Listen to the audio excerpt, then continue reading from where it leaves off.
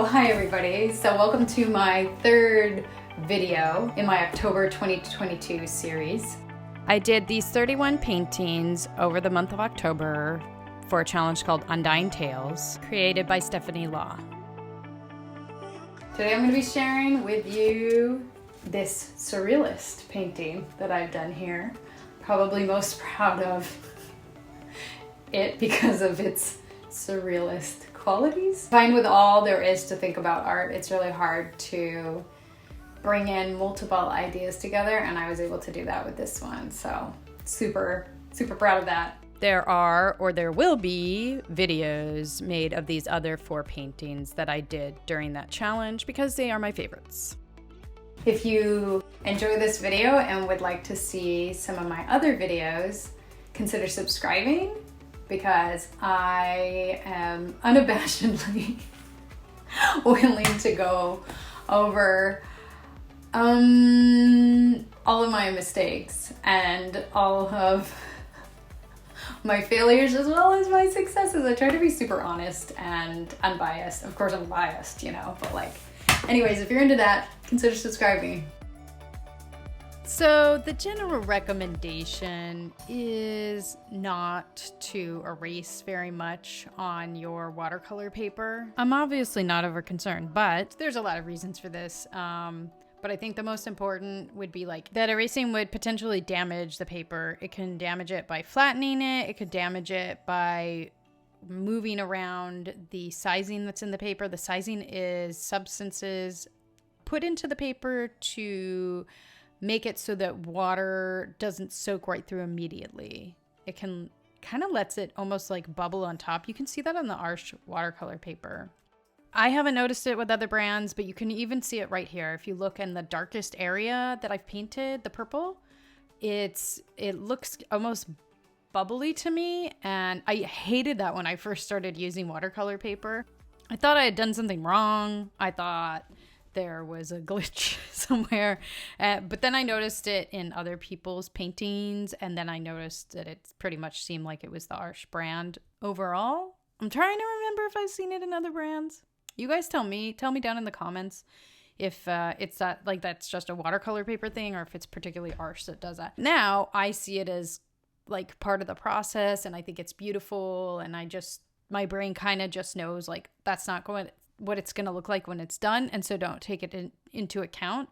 But I think the problem with the beginner is when you see those bubbles, you're gonna feel it'll be hard to visualize your painting ending up different than with the bubbles. I mean, it's the same problem with the fact that watercolor dries lighter. So this center here is so red right now on my painting. It's a deep dark red, and it is going to dry to a light pink, which is totally annoying if your brain hasn't figured out that that's just going to be how it is. So after a while, your brain adjusts and you just know this is how it's going to be, and it isn't a problem. Using this tiny brush to draw out the color was an area I felt like I had a lot of success in. The lines aren't all straight, but they're straight enough, and I really enjoyed how it felt to do them. I've seen other people paint flowers, and I very much admire their very seamless, beautiful process. I don't paint flowers a lot, and so I felt even though I'd seen people do it and I knew kind of how I wanted to do it, the steps, I didn't do it at all. So I'm not sure that you all got your money's worth in seeing a flower painting, but I had fun doing it, so I definitely got my money's worth. Moving on from that though, I just adore old Victorian paraphernalia. I like their old sewing machines. I really enjoyed the concept of steampunk. A couple years back, dressed up in this steampunk costume for Halloween a couple times. I remember a friend of mine was like, I think they were supposed to be something, but I don't know what.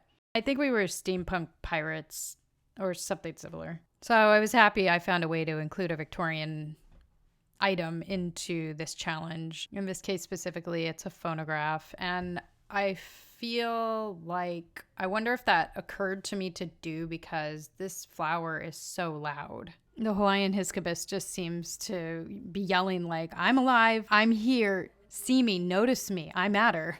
I'm breaking out the teal pencil again. I love using this color as a sort of highlight. I don't remember using it as much as I did, but when I watched back the footage, I was like, oh, okay, I really used it a lot and I feel like I look like I know what I'm doing. I really hope I can repeat it next time around because I don't know when or where I used it or what I was thinking when I did. And I apologize for not having this information for you. I think that I'm going to really try to at least record some of my thoughts while I'm painting. But you know, like the downside of that is like you can get a completely different painting if you talk through it. I know that when I've taught watercolor classes, the paintings that I do while talking don't look as good as the ones that I do when I am silent and working by myself beforehand and prepping a sample.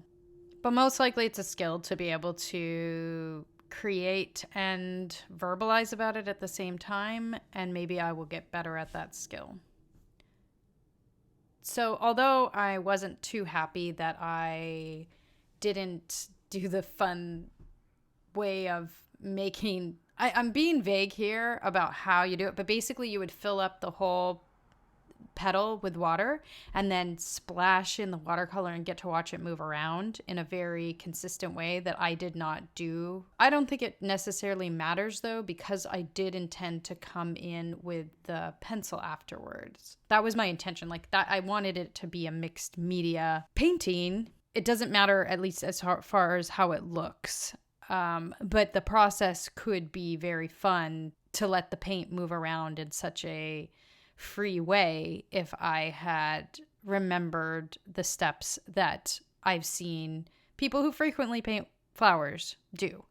I also feel like an issue that I'm having is that I'm struggling to put the lines in places that would let it have a 3D shape. I'm kind of putting the lines almost anywhere instead of the exact spot that I could put them to create dimension.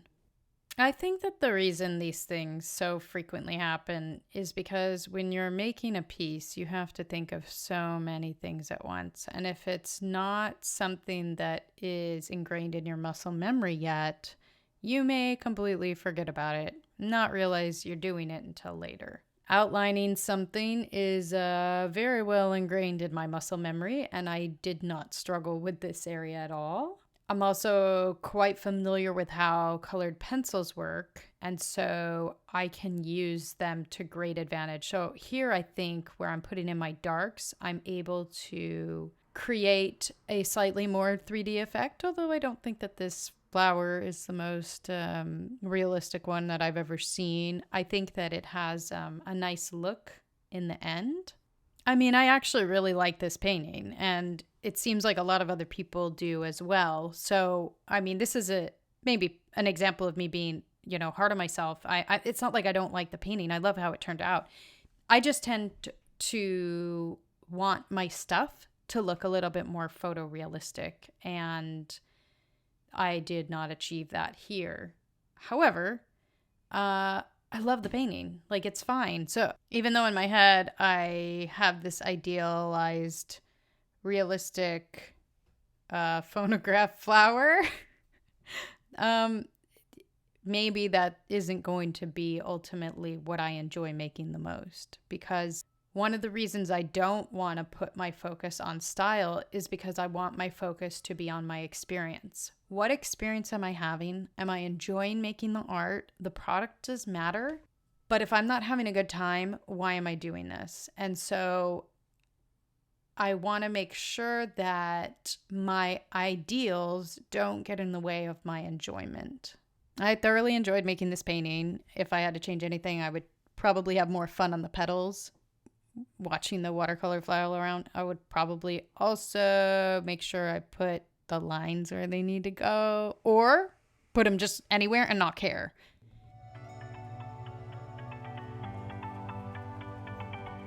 So here's my Hibiscus phonograph in all its glory, all the delicious details for you.